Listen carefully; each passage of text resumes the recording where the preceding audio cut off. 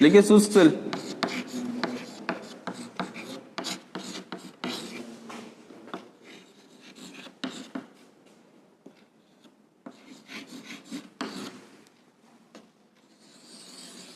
Dry cell. अच्छा बताइए, लेकलांची cell का खोज किसने किया था? लेकलांची का, लेकलांची ने कितना ईस्वी में? उसी का संशोधित रूप को ही कहा जाता है शुष्क सेल। ठीक है, उसमें कुछ दोष पाया गया था। क्या क्या? ध्रुवाच्छादन और, तो उसी दोष को दूर करने के लिए एक नया सेल का निर्माण किया था। कौन? लेकलांची साहब ने 1866 ईस्वी में। तो इसका भी खोज किसने किया था?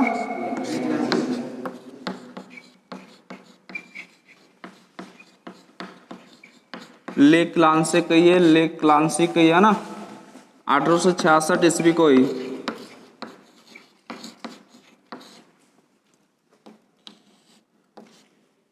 ये भी एक प्रकार का प्राइमरी सेल ही है। क्यों है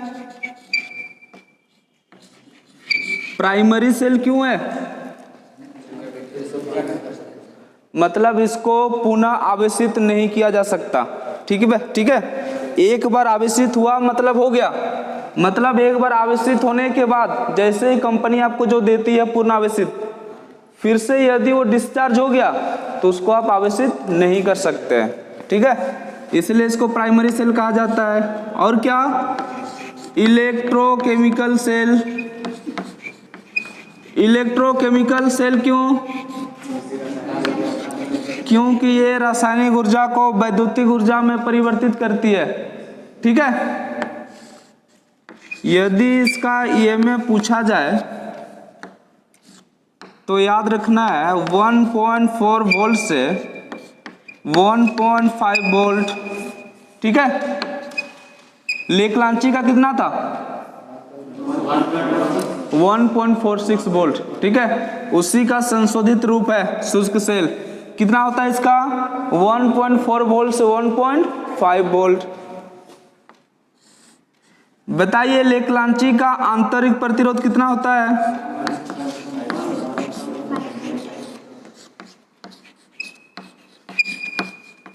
कितना होता था उसका आंतरिक प्रतिरोध लेकलांची का? 1 से 5 ओम तक। इसमें आपका होता है उसी का संशोधित रूप है, तो रेजिस्टेंस कम होना चाहिए कि ज्यादा होना चाहिए? बताइए, शुष्क सेल है आपका लेकलांची का ही संशोधित रूप, है ना? उसमें आपका रेजिस्टेंस का मान था कितना? 1 ओम से 5 ओम तक। तो बताइए उससे कम होना चाहिए 1 ओम से कि ज्यादा होना चाहिए? कम होना चाहिए, संशोधित रूप है ना। तो 0.2 ओम से 0.3 ओम तक होती है इसका। इसके अतिरिक्त यदि इसका कार्य क्षमता पूछा जाए तो याद रखना है 0.084 एम्पियर घंटा से 5.625 एम्पियर घंटा तक होती है।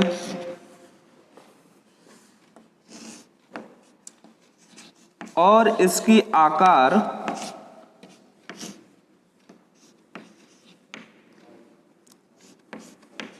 13 × 51 mm से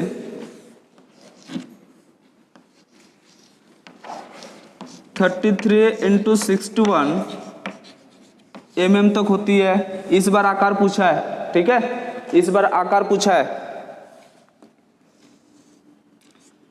और इसका उपयोग के बारे में पूछा जाए,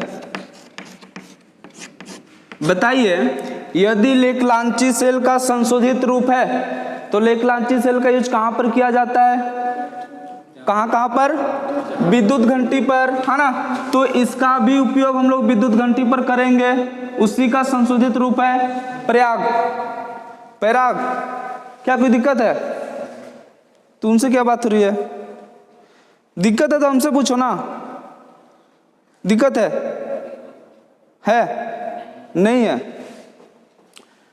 तो लेक्लांची सेल का उपयोग कहां कहां पर? विद्युत घंटी पर, और कहां पर? टॉर्च पर, और कहां पर?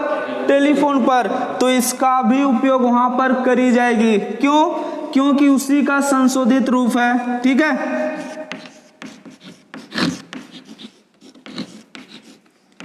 एक हुआ टेलीफोन, एक हुआ टॉर्च, और एक क्या हुआ?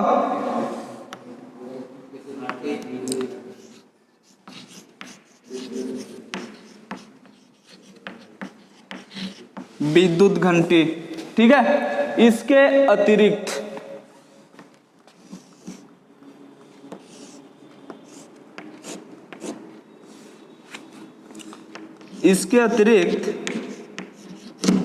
कैमरा पर, पहले वाला कैमरा, ये सब जितना भी उदाहरण है ना, पहले को देख कर दिया गया है। पहले कैमरा था व्हाइट एंड ब्लैक वाला, ब्लैक एंड व्हाइट कहते हैं ना जिसको, है ना, एवरेडी का बैटरी लगता था शायद, वैसी कैमरा में।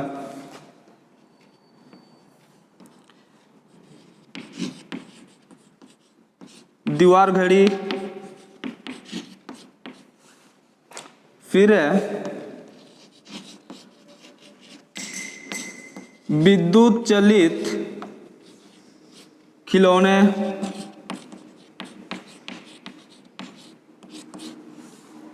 ठीक है। इसके अतिरिक्त है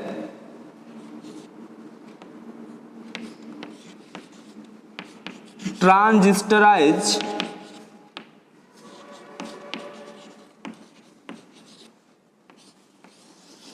रिसीवर,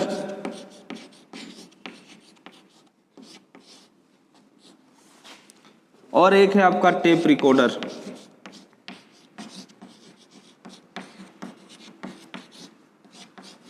इतना सारा याद रखना पड़ेगा। फिगर मेरे साथ बनाते चलिए ना, दिक्कत नहीं होगा।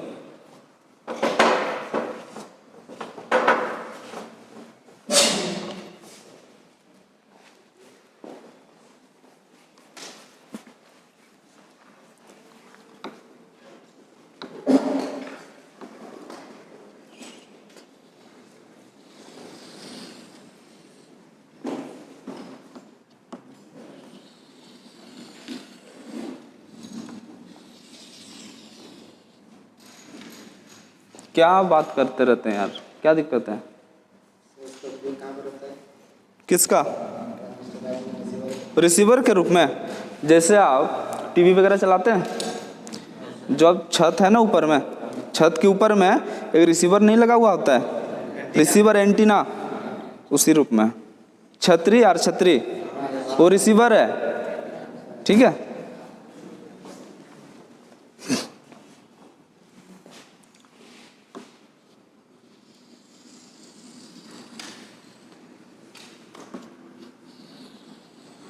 देखिए लेक्लांची सेल का जो संशोधित रूप है उसी को कहा जाता है क्या? ड्राई सेल यानी शुष्क सेल। ठीक है, तो लेक्लांची साहब ने सर्वप्रथम एक वोल्टामीटर लिया, वो भी जिंक का।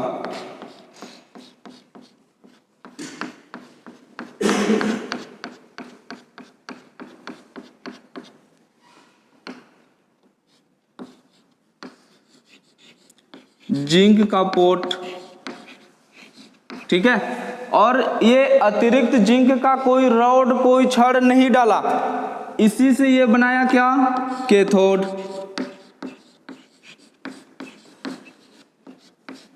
और कैथोड पर कैसी आवेश?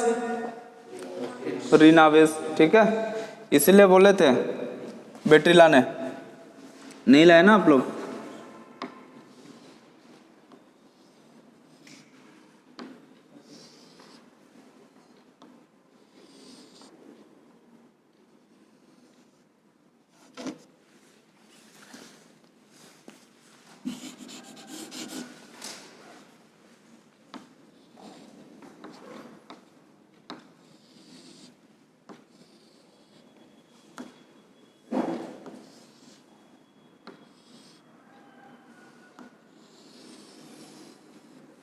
पहले फिगर ही बनाइए, बाद में समझा देंगे।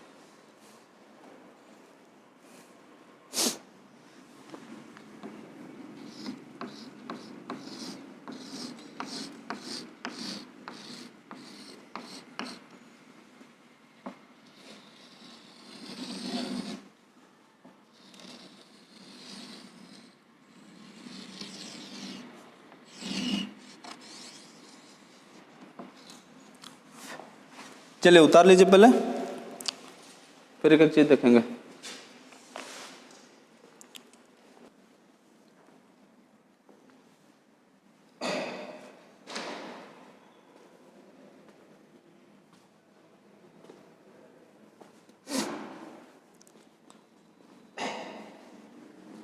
उतार लिए,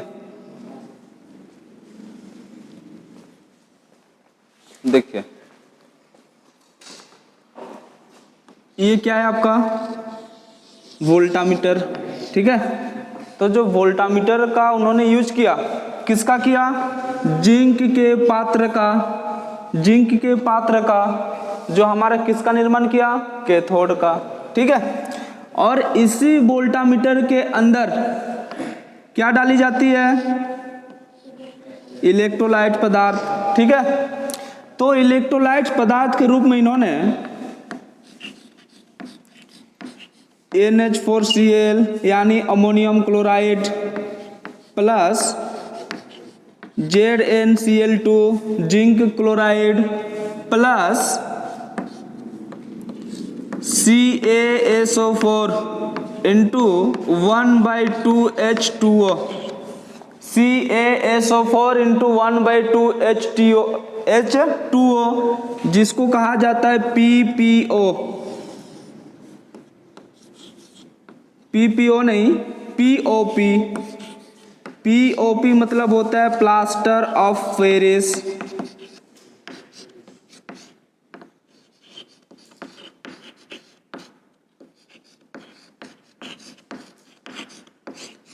या तो फिर इसी का और एक नाम होता है जिसको कहा जाता है जिप्सम।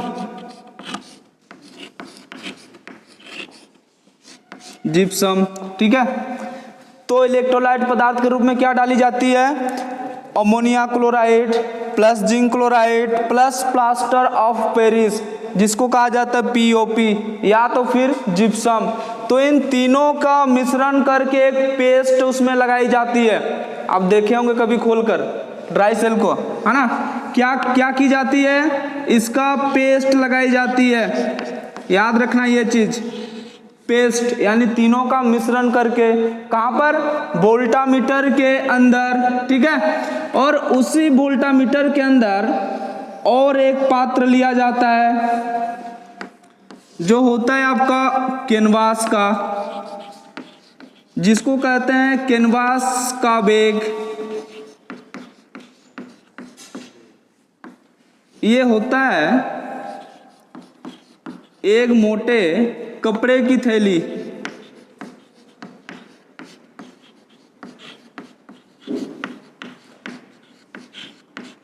ठीक है। एक थैली होता है कपड़े का, मोटे साइज का होता है। मोटे साइज का होता है मतलब कि विलयन की आदान प्रदान तो नहीं होती है, परंतु गैस की आदान प्रदान हो सकती है, सरंध्र पात्र जैसे ही। पर यहाँ पर कैनवास का बैग यूज किया जाता है, या तो फिर रहेगा आपका, देखिएगा, मोटे कपड़े की थैली, सेम है, वही है, समझ रहे बात को। और इसी कैनवास के बैग के अंदर विध्रुवक के रूप में, विध्रुवक क्यों डाली जाती है? ध्रुवाच्छादन दोष को दूर करने के लिए, ठीक है। तो विध्रुवक के रूप में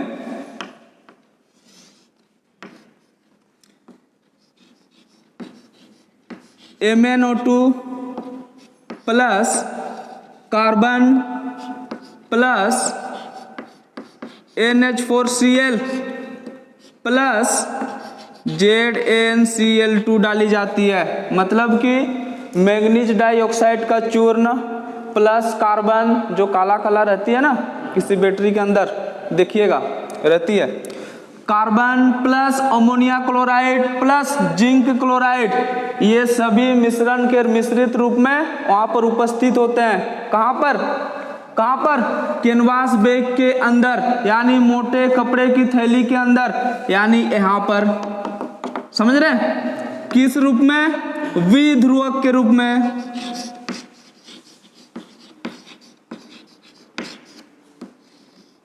और इसकी जो रेशो होती है 10:2:1 फॉर्म में, इसी बार के एग्जाम में पूछा है, ठीक है। बहुत ही इंपॉर्टेंट है ये।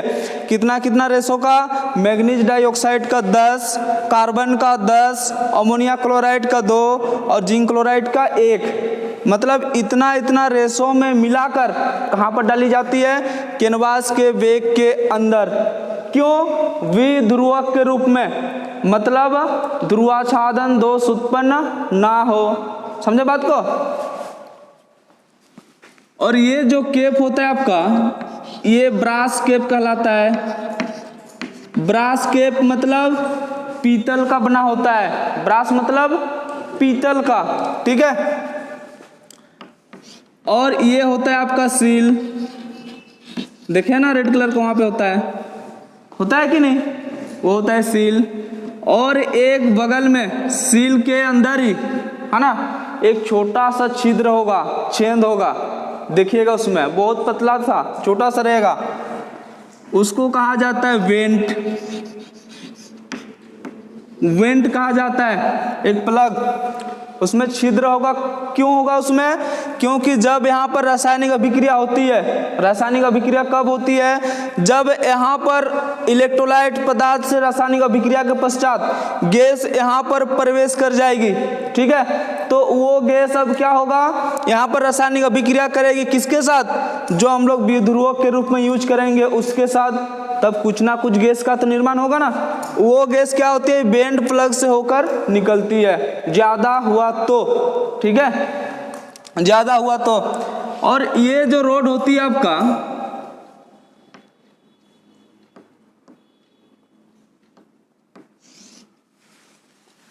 कार्बन की होती है,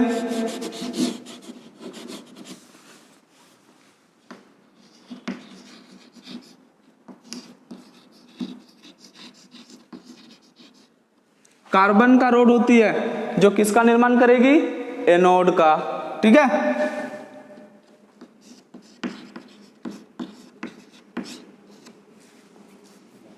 बोलिए यहाँ तक डाउट है?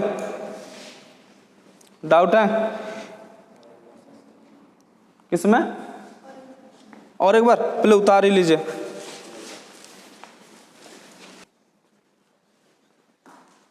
हो गया?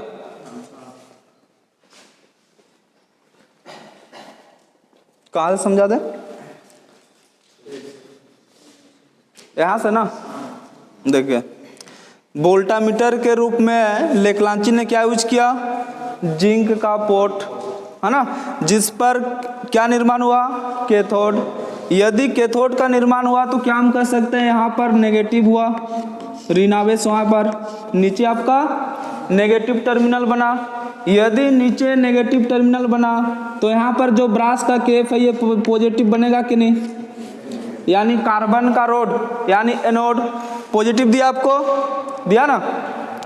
तो इस वोल्टामीटर यानी जिंक के पोर्ट के अंदर, वोल्टामीटर के अंदर इलेक्ट्रोलाइट पदार्थ के रूप में क्या डाला गया, ammonia chloride plus zinc chloride plus gypsum, या तो फिर कहिए POP मतलब प्लास्टर ऑफ पेरिस, जिसके रासायनिक सूत्र होता है CaSO4 × 1/2H2O।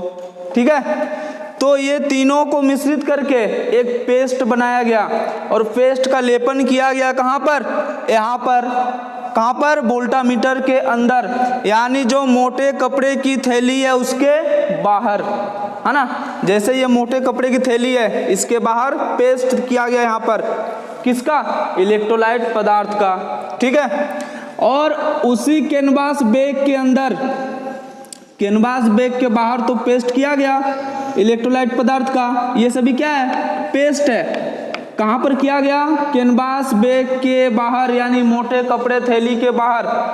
अब उसके अंदर, कहाँ पर, कैनवास के बैग के अंदर द्विध्रुवक के रूप में, द्विध्रुवक के रूप में क्या डाला गया, MnO2 यानी मैग्नीज डाइऑक्साइड का चूर्ण plus ammonia chloride plus zinc chloride, तीनों का मिश्रण करके, और एक क्या है, और एक कार्बन है, चारों का कार्बन यानी कार्बन का चूर्ण।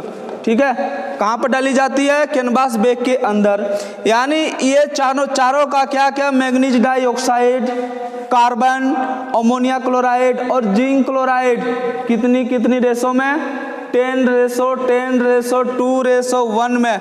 ये इंपॉर्टेंट है, ध्यान रखना है। यानी 10:10:2:1 के अनुपात में डाला गया, कहाँ पर, कैनवास बैग के अंदर। क्यों डाला गया, क्यों डाला गया, ध्रुवाच्छादन दोष को दूर करने के लिए। किस रूप में डाला गया, द्विध्रुवक के रूप में। ठीक है, और फिर क्या किया गया, कैनवास के बैग को पूरी तरह से सील किया गया और उसी सील में एक वेंट प्लग लगाया गया। क्यों लगाया गया इसको, गैस को वहां से निकालने के लिए। यदि ज्यादा आपका रासायनिक अभिक्रिया होगी, वहां पर हीट होगा ना, हीट होने की वजह से कुछ ना कुछ तो गैस उत्पन्न होगी वहां पर।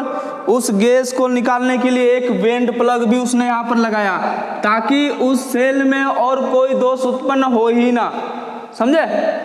तो एक वेंट प्लग लगाया, फिर उसी कैनवास बैग के अंदर एक कार्बन का रोड डाला इलेक्ट्रोड के रूप में, कार्बन का रोड डाला इलेक्ट्रोड के रूप में, यानी एनोड के रूप में। ठीक है, और उसी कार्बन रोड के ऊपर एक ब्रास केप लगाया।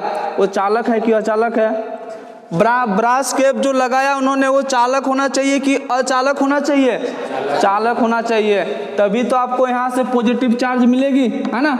एनोड तक तो पहुंच रही है, पर इससे आगे जाएगी किससे, ब्रास केप से होते हुए।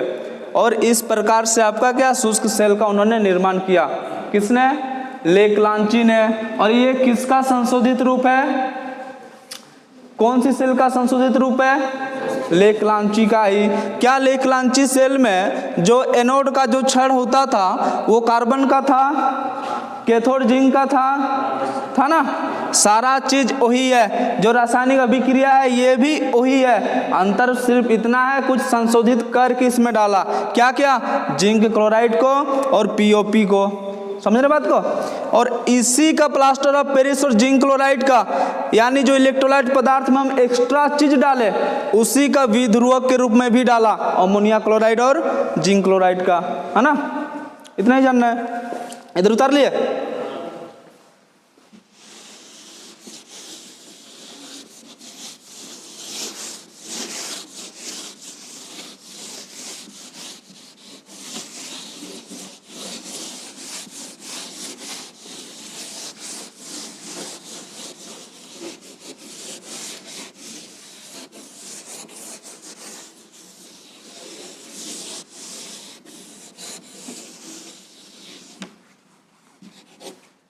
यदि इसका केमिकल रिएक्शन के बारे में पूछा जाए आपसे,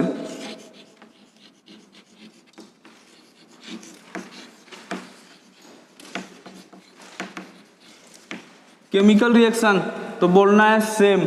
सेम किसकी तरह? ले क्लांसी की तरह।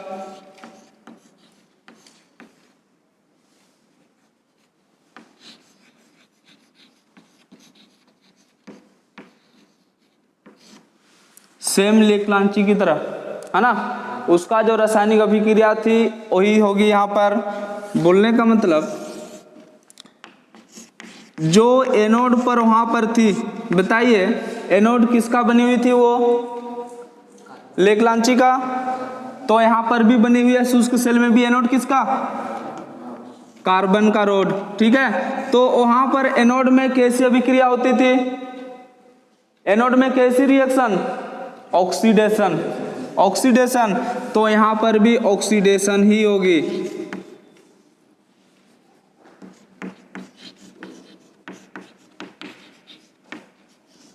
ऑक्सीडेशन मतलब ऑक्सीकरण।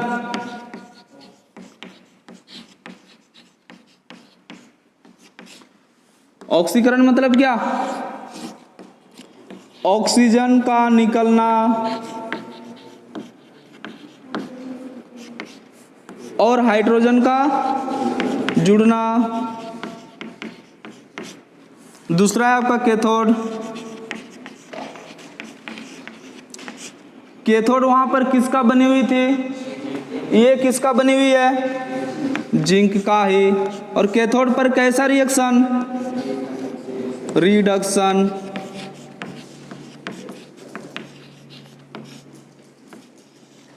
रिडक्शन मतलब होता है अवकरण। अवकरण। और रिडक्शन किसको कहेंगे? ऑक्सीजन का जुड़ना और हाइड्रोजन का निकलना।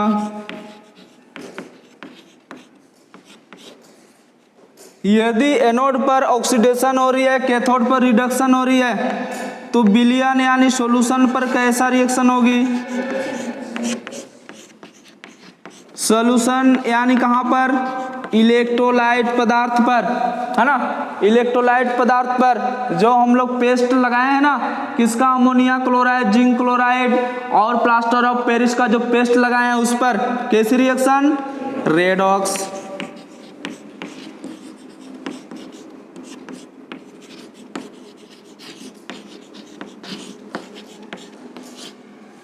इतना आपको जानना पड़ेगा, ठीक है।